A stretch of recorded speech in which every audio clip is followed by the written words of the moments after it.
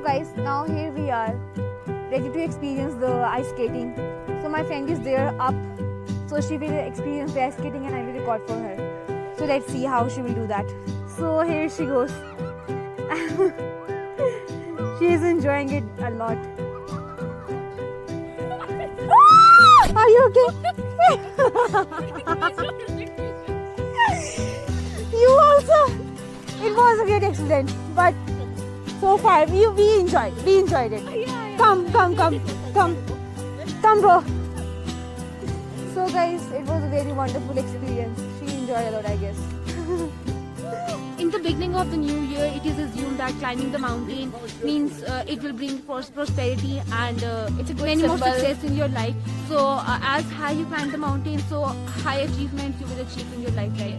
So let's climb the mountain and experience this also in Ningxia, Inchman. Yeah, very wonderful experience, guys. Let's do it. We can do it. Be careful. Wait for me. Come on, to be here. Like, this is the wonderful, best experience of my life. See the beautiful scenery. So magnificent. So guys, finally we arrived at the ice fall.